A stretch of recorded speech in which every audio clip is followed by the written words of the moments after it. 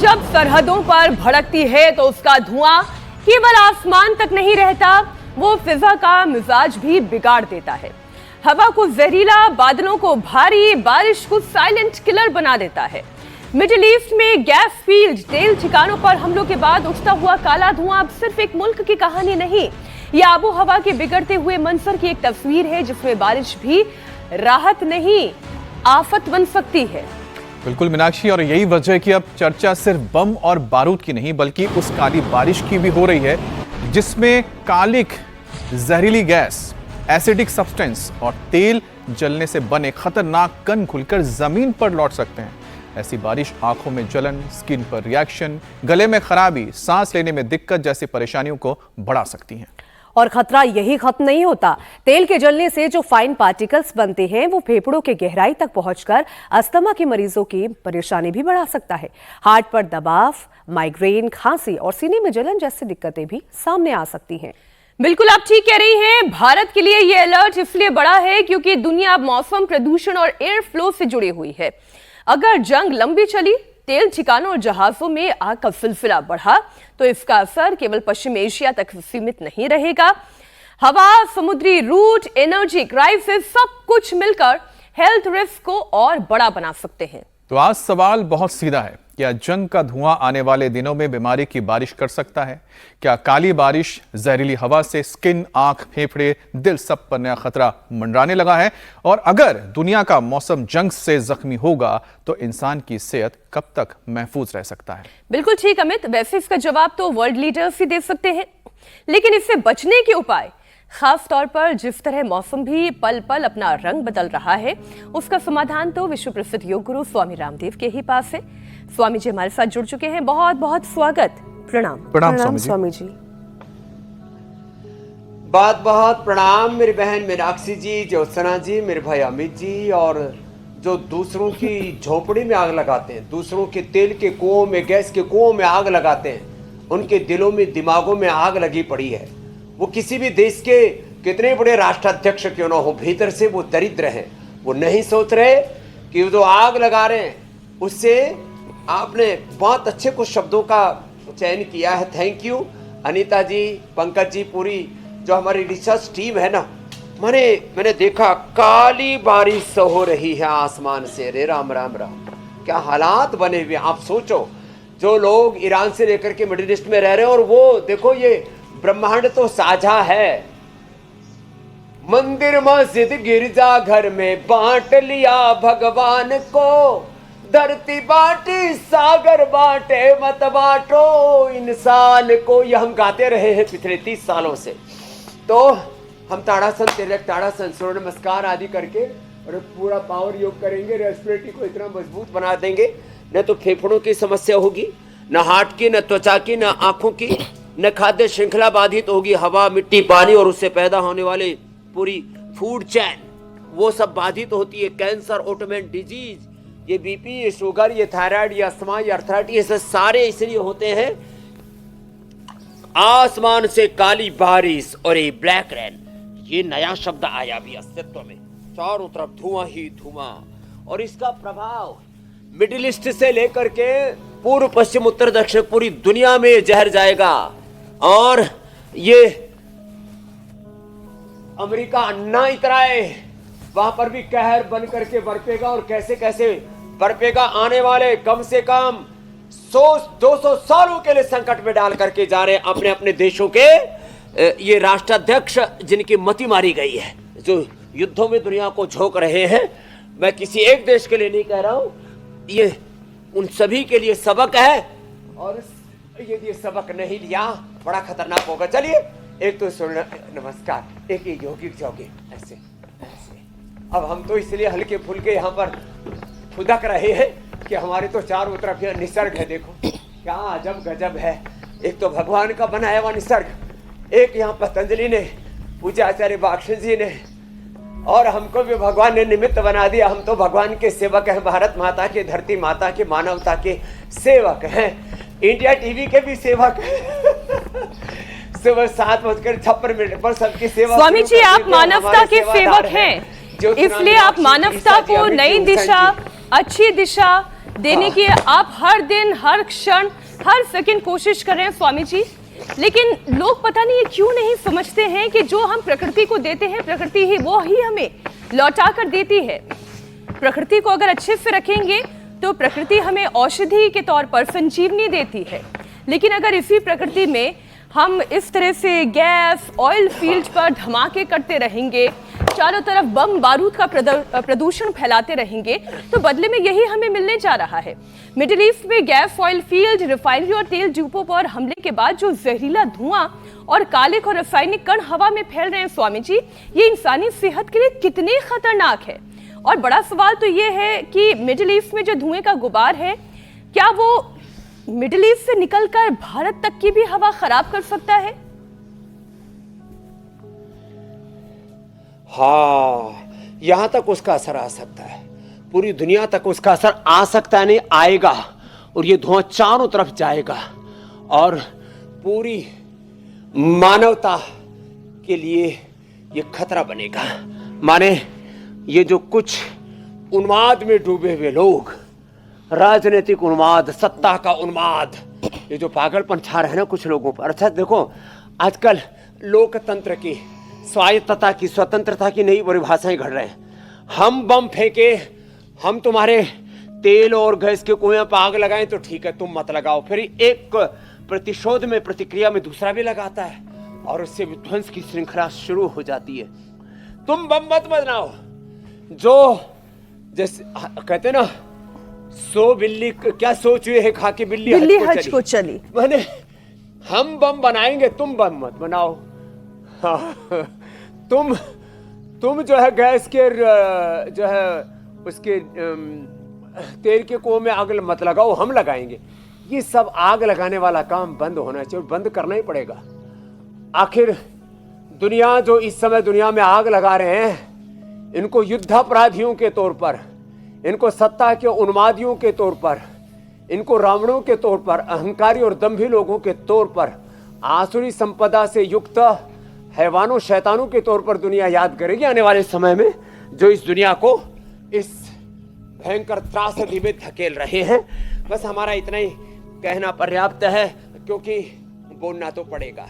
और आज कुछ लोग, कुछ राष्ट्राध्यक्ष भी बोल रहे हैं। मैं तो कहता हूं, जितने भी ईसाई धर्म के, मैंने तो जब ये युद्ध शुरू हुआ था तब भी ईसाई धर्म के, इस्लाम के, और मैं तो कहता हूं जो नास्तिक हैं, कोई किसी आइडियोलॉजी को मानता हो, सबको युद्धों के खिलाफ आवाज बुलंद करनी चाहिए और संगठित एक आवाज ही नहीं उठानी चाहिए, एक इसके लिए प्रबल विरोध प्रदर्शित करना चाहिए कि भाई बहुत हो गया, हद हो गई, अब तो रुक जाओ। ठीक कह रहे हैं, बहुत हो गया, तो हमने कर दिया है। कोई कह रहा है कि तेल के लिए, गैस के लिए युद्ध है, कोई कह रहा है कि ये धर्म युद्ध है, ये अस्तित्व के लिए युद्ध है। यहूदी देश इजराइल ये कह रहा है कि ये तो हमने दुनिया के लिए ये जंग लड़ी है, क्योंकि अगर हम ये जंग शुरू नहीं करते तो वो न्यूक्लियर वेपन तैयार कर लेते हैं। इजराइल का अस्तित्व एक महत्वपूर्ण है, क्या ईरान का अस्तित्व नहीं है? बिल्कुल, शिया हो, सुन्नी हो, ये जो है कैथोलिक हो, प्रोटेस्टेंट्स हो, आस्तिक हो, नास्तिक हो, कोई भी जाति, वर्ग, देश, समुदाय हो, सबका अस्तित्व, सबकी अस्मिता है, सबकी एक निष्ठा है, सबका एक धर्म है, एक ही देश का धर्म माना जाएगा। मैं इजराइल का आलोचक नहीं था, लेकिन अब मैं इजराइल का आलोचक जरूर बन गया हूं। मैं अमेरिका का आलोचक नहीं था, मैं किसी जाति, पंथ, वर्ग, समुदाय का आलोचक नहीं हूं, आगे भी नहीं हूंगा। लेकिन कुछ व्यक्ति जो पूरे समाज को सदियों तक अंधकार में डालते हैं, उनका विरोधी, उनका आलोचक जरूर बनूंगा, क्योंकि ये ठीक नहीं हो रहा है। मैं तो स्वामी जी ये कहूंगी कि ये धर्म के लिए कोई युद्ध लड़ रहा है, चाहे तेल के लिए युद्ध लड़ रहा है, सच्चाई तो ये है इस युद्ध में वो देश भी भुक्तभोगी बन रहे हैं जो इस युद्ध में शामिल नहीं है, और इसलिए मासूम लोग काली बारिश या यूं कहें कि अम्लीय बारिश का शिकार बन रहे हैं। स्वामी जी, धुएं, कालिक, सल्फर और दूसरे जहरीले तत्व बारिश के साथ अगर नीचे आते हैं तो फिर ये सेहत के लिए कितना खतरनाक है? क्योंकि हम तो ये कहते हैं, अब जैसे भारत में भी बारिश हो रही है कुछ जगहों पर, तो बारिश का मतलब ये है कि प्रदूषण से मुक्ति हो जाना। जितने हवा में डस्ट पार्टिकल्स हैं, पोल्यूटेड पार्टिकल्स हैं, उनका जमीन पर आकर सतह पर चिपक जाना और हमारे लंग्स को बचा लेना। लेकिन जब बारिश ही काली होने लगेगी, प्रदूषण युक्त होने लगेगी, तो फिर क्या होगा? कैसे जीवन चलेगा स्वामी जी? वो शुरुआती एक तो मैं ये भी संकेत बताना क्या हैं चाहता हूं, जिससे देखो, लोगों हमारे को अभी आसमान से लेकर सजग के होना है? यहाँ जी। पर भी बारिश हो रही है, रात भर भी बारिश थी, अभी भी देखो। एक कैमरा साइड वाले से लेना भाई, देखो अभी भी बारिश में हमारे सारे कैमरामैन यहाँ है।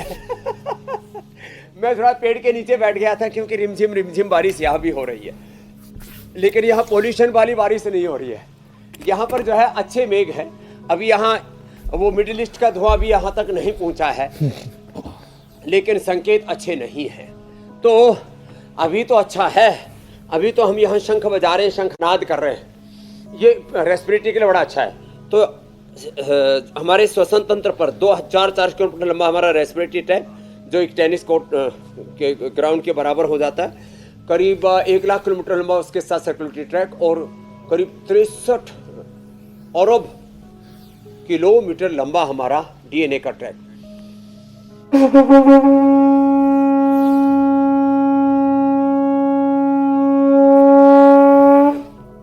ऐसे ये लंबा शंख फूके, ये जब फूक मारते हैं तो ये नीचे 400-500 तक चला जाए। ऐसे घरों में ये थोड़ा सा कोरोना के समय बताया था हमने, ये रेस्पिरेटरी सिस्टम को मापने के कुछ तौर तरीके हैं।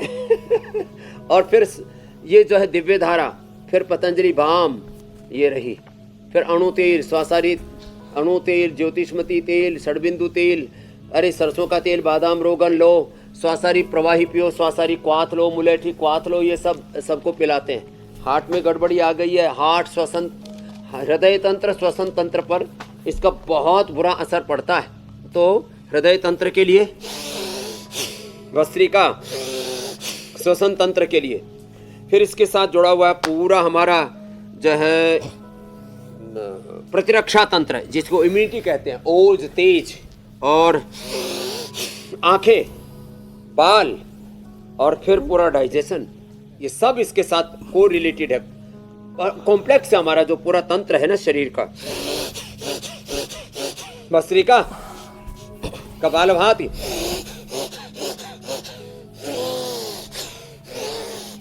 अनुलोम विलोम, और ये गोमुखासन, ये तो श्वसन तंत्र, हृदय तंत्र के लिए तो बड़ा जबरदस्त है। श्वसन तंत्र के लिए स्वासारी और हृदय तंत्र के लिए अर्जुन की छाल, दालचीनी का पानी। तो ये छोटे छोटे उपाय रोज हम बताते हैं। तो देखो, चुनौतियां होंगी, हमारी सोच है समाधान परक, प्रॉब्लम ओरिएंटेड अप्रोच नहीं होनी चाहिए, थॉट प्रोसेस नहीं होना चाहिए, सॉल्यूशन ओरिएंटेड अप्रोच, ये है योग की दृष्टि और दक्षता। एक स्वामी जी और प्रश्न पूछ लेती हूँ। ये जो बदलता हुआ मौसम है उसमें बारिश तो कभी सर्दी, कभी नमी तो कभी गर्मी, कभी अचानक से उमस होना, फिर ये जो जहरीले कण हैं प्रदूषण के, इन सबका सीधा असर हमारे फेफड़ों पर पड़ता है, और कई बार अपर रेस्पिरेटरी ट्रैक पर भी वो पड़ता है, यानी कि हमारा नाक, हमारा गला, इस पर भी असर पड़ता है। तो स्वामी जी, सांस फूलना और गले में जलन होना, या बार बार ऐसा लगता है कि जैसे कुछ खटका सा गले में फंसा हुआ है, बलगम सा फंसा हुआ है, घरघराहट की आवाज आती है, तो स्वामी जी ये एस्थमा के लक्षण हैं या फिर ये केवल सीजनल है? थोड़ा से घरेलू नुस्खे, थोड़े से खान पान में तब्दीली और योगाभ्यास के साथ ये ठीक किया जा सकता है? हाँ, ये भी बताता हूँ। हल्दी, अदरक, तुलसी, वासा, लौंग, काली मिर्च, पीपल, पीपला मूल, चित्रक, चवे, सोठ, इसको पंचकोल बोलते हैं, सोठ, पीपल, काली मिर्च, इसको त्रिकुटा बोलते हैं। ये सब कफ कोल्ड के लिए बड़ा अच्छा है। हल्दी, अदरक, तुलसी घर में मिल जाता है, थोड़ा सा लौंग, काली मिर्च, जावित्री जाफर मिल जाए, सोठ, पीपल, काली मिर्च मिल जाए, पीपल, पीपला मूल, चित्रक, चवे, सोठ मिल जाए, उसका काढ़ा बना के पूरे त्रिकुटा का पाउडर उस शहद में सभी चाट लें, ये बड़ा अच्छा है रेस्पिरेटरी के लिए। थोड़ा चना, भुना हुआ चना, इरा भुना हुआ चना और काली द्राक्ष या खजूर इसके साथ खा लें। और दूध अथवा सबसे अच्छा होता है इसमें वो सोया मिल्क, हल्दी, शिलाजीत, अश्वगंधा और उसके अंदर शुंठी और मुलेठी, इसको 5 को उबाल करके पी लें, क्या गजब रहेगा। फिर ये अभ्यास कर लें। देखो एक बात बता रहा हूँ, हमारे गुरुजी ने कल हमको एक बहुत बड़ी बात बताई। हमारी खेती में एक हिस्सा होता है पर्जन्य का, पर्जन्य ना बरसे तो खेती कैसे। एक हिस्सा होता है सूर्य का, एक होता है उसमें फिर एक हिस्सा होता है हवाओं का, पंच महाभूतों का एक हिस्सा होता है उसके अंदर। एक हिस्सा पर्जन्य का, एक हिस्सा सूर्य देवता का, एक हिस्सा उसमें पंच महाभूतों का, एक हिस्सा अपना। अब हमने क्या समझा, कृषि और कृषि धर्म पूरा उसमें स्वार्थपरता आ गई। राजधर्म में, राजधर्म जो सबके कल्याण के लिए होना चाहिए उसमें स्वार्थपरता आ गई। व्यापार धर्म में स्वार्थपरता आ गई। पत्रकारिता धर्म में स्वार्थपरता आ गई। ये जो स्वार्थपरता है, ये जो सेल्फ सेंटर्ड जो सोच है, उससे हमें मुक्त होना पड़ेगा। इसी से ही चारों तरफ असंतुलन है। तो रेस्पिरेटरी के लिए एक तो गोमुखासन, एक है उष्ट्रासन, फिर एक ये मकरासन, भुजंगासन, सर्वासन, धनुरासन, ये भी करें। आज हमारे बहुत सी योगी आत्मा यहाँ पर छोटी उम्र के बच्चों से लेकर के बड़ी उम्र वाले, जिन्होंने कैंसर से लेकर के, टीबी से लेकर के, रेस्पिरेटरी की प्रॉब्लम से लेकर के, ओबेसिटी से लेकर के, बीपी, शुगर और जेनेटिक बीमारियों तक को धराशायी किया, वो भी हमारे साथ यहाँ बैठे बैठे योगाभ्यास कर रहे हैं। और करोड़ों भाई बहन हमारे साथ आस्था पर संस्कार और इंडिया टीवी पर, पूरा सोशल मीडिया पर, फेसबुक और यूट्यूब पर, इंस्टा आदि पर जुड़ते हैं। एक बहुत बड़ी श्रृंखला है। अब करोड़ों लोग योग से जुड़ गए, सबको महसूस होने लगा है हम रोगी आत्मा नहीं, योगी आत्मा है। युद्ध समाधान नहीं, योग समाधान है। और योग हमारी नित्य दिनचर्या में होना ही चाहिए। तो ये रेस्पिरेटरी सिस्टम के लिए फिर रेडीमेड है श्वासारी ब्रोनकोम, श्वासारी ब्रोनकोम, ब्रोनकोम और कंठामृत कि हम रोज सामने रखते हैं। देखो ये रहा। अब ये कंठामृत ब्रोनकोम चूस लो, खाने के बाद श्वासारी वटिया, श्वासारी गोल्ड ले लो, श्वासारी अवलेह ले लो या श्वासारी प्रवाही ले लो।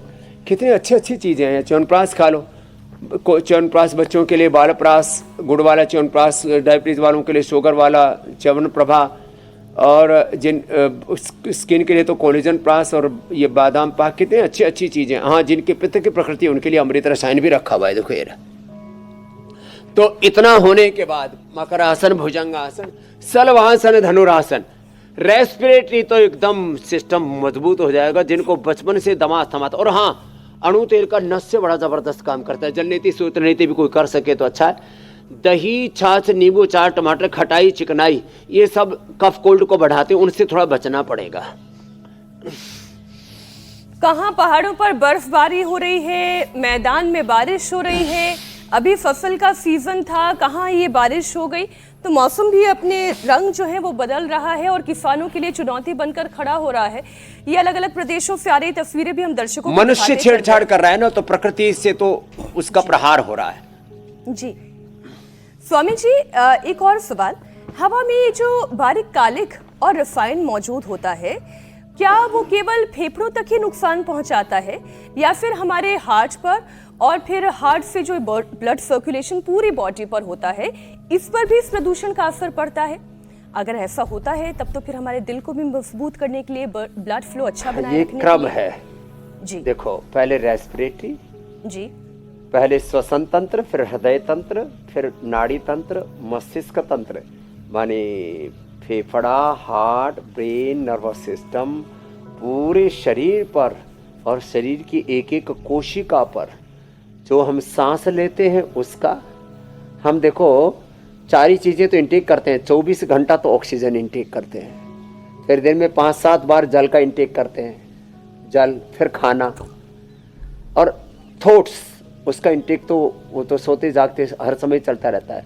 2 चीज़ों का इंटेक 24 घंटे चलता है, एक थॉट्स और एक ऑक्सीजन। इसलिए इन 2 के प्रति बहुत ज़्यादा सजग चाहिए। फिर खाना और पीना, उसके साथ फिर पूरा बिहेवियर जुड़ता है। तो ये जो खराब हवाएं हैं, खराब पानी है, खराब खाद्य श्रृंखला है, इस सब का असर हमारे पूरे अस्तित्व पर पड़ता है। रेस्पिरेटरी के बाद हार्ट की बात करें तो अर्जुन की छाल, दालचीनी, लौकी, पेठे आदि का जूस, खाली पेट कार्डियोग्रिड खाने के बाद हृदयामृत। हार्ट के साथ, फेफड़ों के साथ, ब्रेन नर्वस सिस्टम के साथ, लिवर, किडनी, कमर, पूरे शरीर के साथ कहीं पर भी छेड़छाड़ मत करो। सब अंदर से रिपेयर करो अपने आप को। अब परिमित सामर्थ्य है, सारे केमिकल सोर्स हार्मोन्स हमारे भीतर हैं, उनको जानो, जगाओ, उपयोग में लाओ। और हार्ट के बाद ब्रेन नर्वस सिस्टम के लिए मेधावटी, मेमोरी ग्रिड, ओमेगा, और खाली पेट न्यूरोग्रिड, इम्यूनोग्रिड। आंखों पर असर होता है उसका, उसके लिए आई ग्रिड। कानों पर असर होता उसके लिए ईयर ग्रिड। अरे पेट पर भी असर होता है, लिवोग्रिड। किडनी पर भी असर होता है, रीनोग्रिड। पेनक्रियाज पर सूजन आती है, पेंकोग्रिड। शुगर हो जाता है, मधुनाशिनी, मधुग्रिड।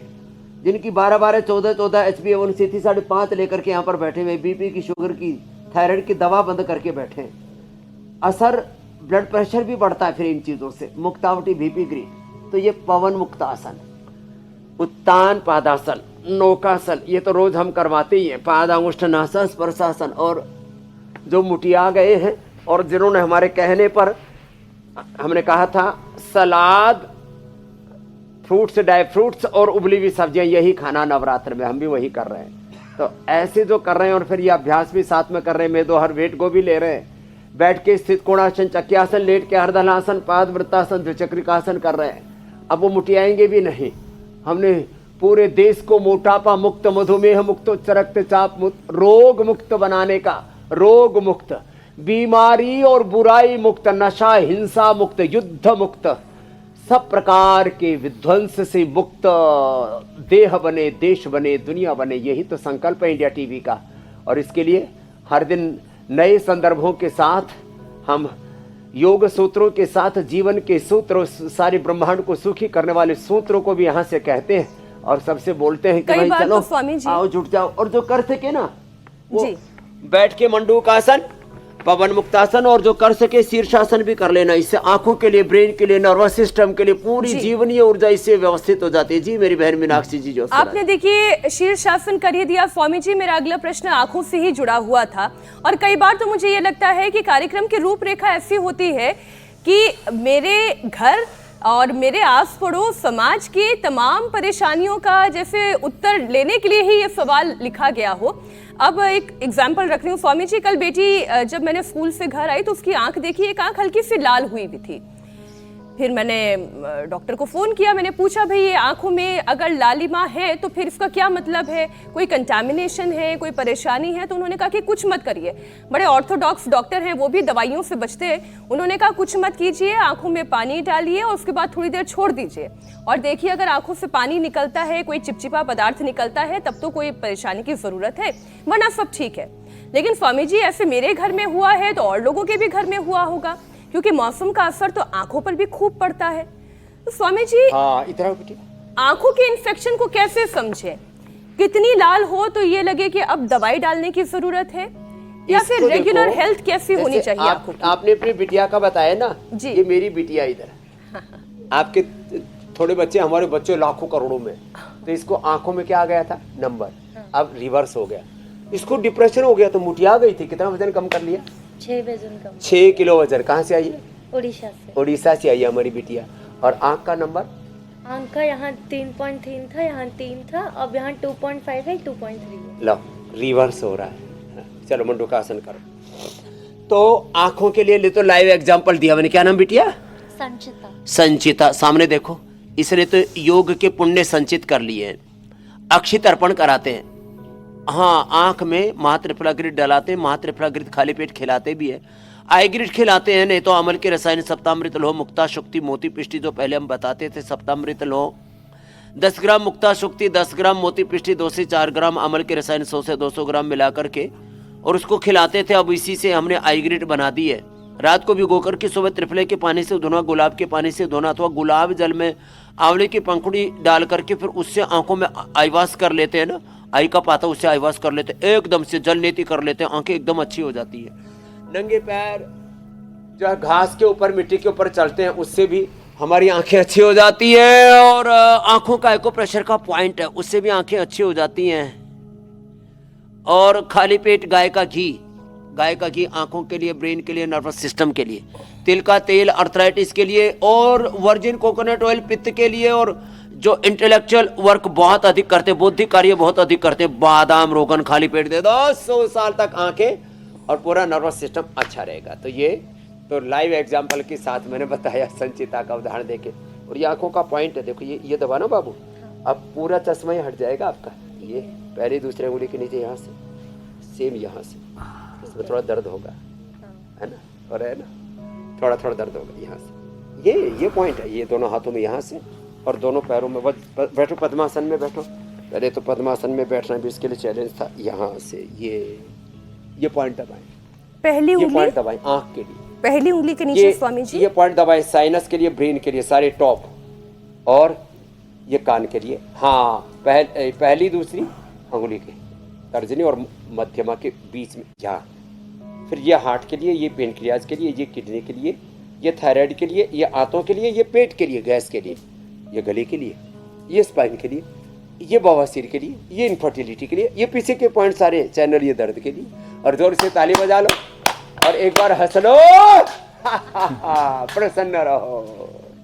मन प्रसाद सौम्यत्वम मौन महात्म विनिग्रह भाव संशुद्धि रित्ते तपो मानसम उच्यते। चलो इधर आ जाओ कॉर्नर। अब स्वामी जी आपने आँख, हमारे लंग्स, हार्ट, हर चीज के लिए आपने स्वामी जी उपाय बता दिए, लेकिन जिस तरह से मौसम बदल रहा है स्वामी जी, तो इसमें हमारी जो त्वचा है उसके ऊपर भी काफी असर पड़ने लगता है। अब पोलन हो या फिर जहरीले कण से स्किन पर भी इसका असर होता है। त्वचा पर तो बहुत बुरा असर पड़ता है। अब स्वामी जैसे खुजली है, रैशेस है, जलन है, खाते पीते हैं, सोचते हैं, देखते हैं, लीवर का, ब्रेन का, थॉट प्रोसेस का, हमारे चेहरा जो ना बहुत कुछ बता देता है। चेहरा बता देता, आंखें बता देती था, आंखों का तो हाल हमने ठीक। स्वामी जी कैसे बचाए, क्या खाए पिए, इसके बारे में भी थोड़ी जानकारी दे दीजिए। होती है वो चेहरे पर उभर करके आ जाता है। तो खाली पेट एलोवेरा पिए और एलोवेरा जेल लगाएं, और ज्यादा ही त्वचा गड़बड़ हो गई है, परम सुंदर परम सुंदरी बनना है, तो एलो कांति अथवा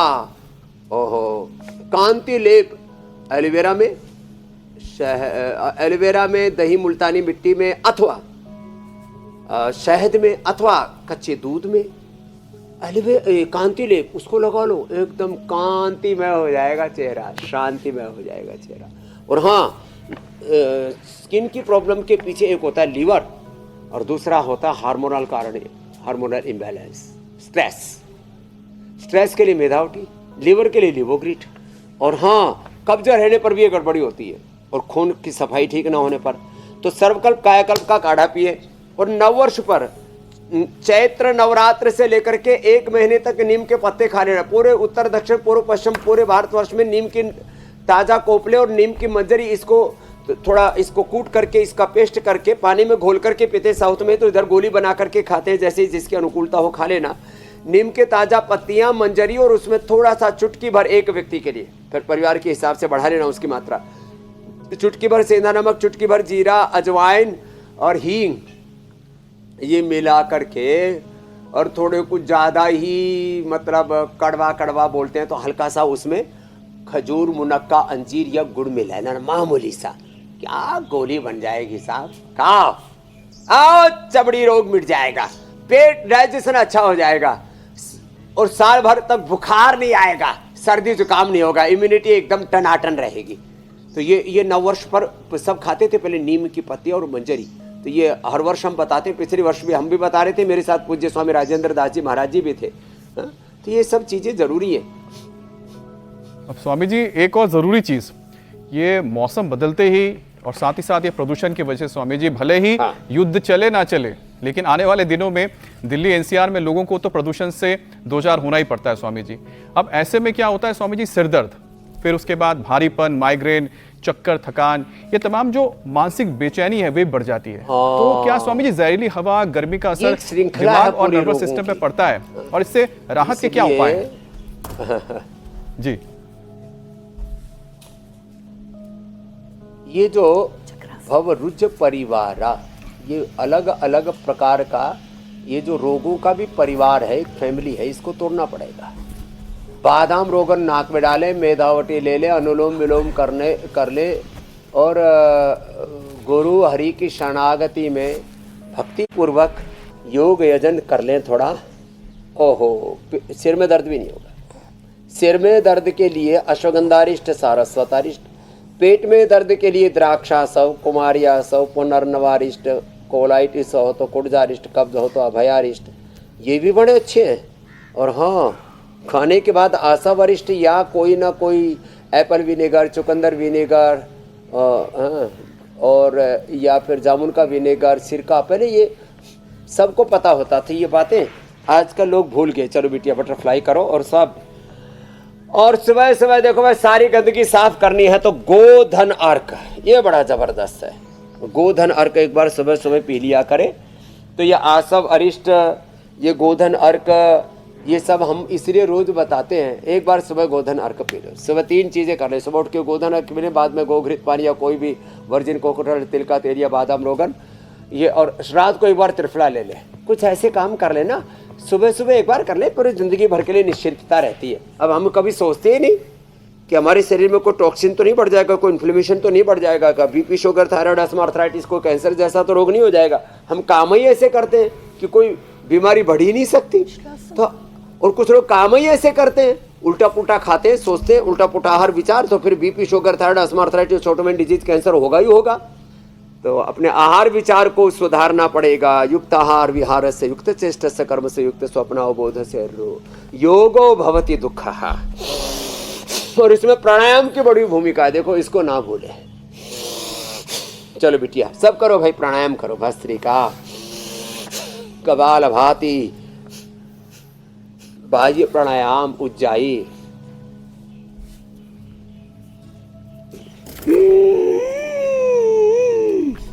हमें तो ऐसी सुगंध आ रही है, इनके बोर में से ना मधु टपकता है। इसमें से मधुमक्खियां इसको कलेक्ट करके, हमने मधुमक्खियां भी पाल रखी है, फिर वो आपको शहद दे देते।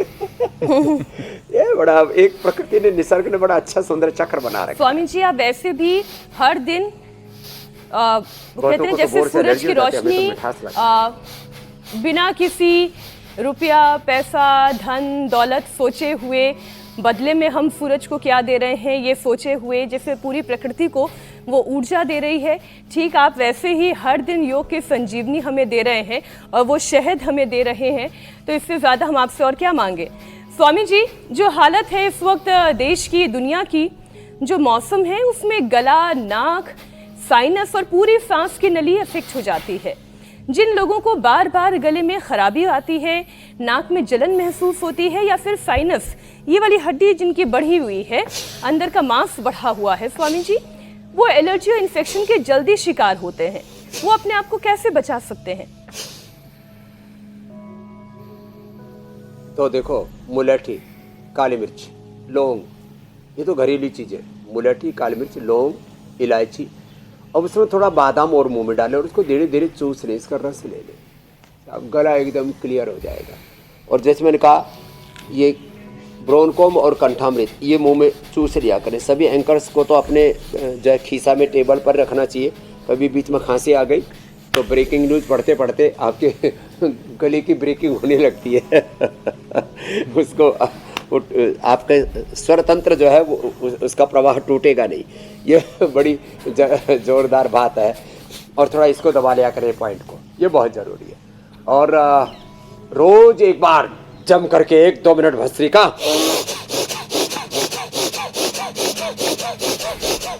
ये हमने थोड़ा पहलवानी स्टाइल से किया है। जो निरोगी है, जिनका बीपी बढ़ा हुआ है, कमर में ऐसे दर्द है, कंधों में दर्द है, सर्वाइकल, उनको धीरे धीरे। और बाकी तेज भस्त्रिका, तेज कपालभाति, तेज अनुलोम विलोम। हमारे तो दोनों स्वर खुले हुए।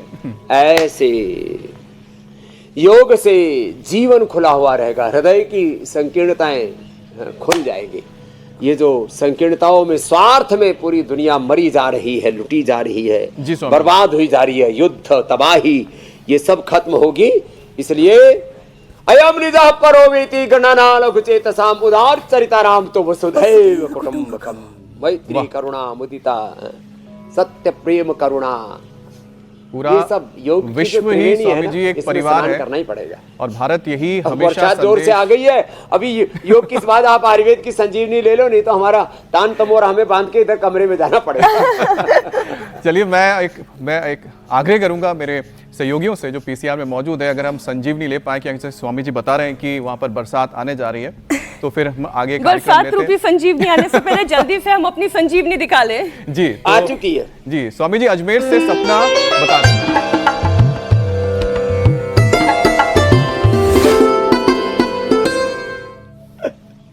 तो अजमेर से सपना खून पतला करने की चटनी बता रही हैं, देखते हैं स्वामी जी। घरेलू इलाज काले खून को पतला करने के लिए हमें 4 चीजें लेनी है।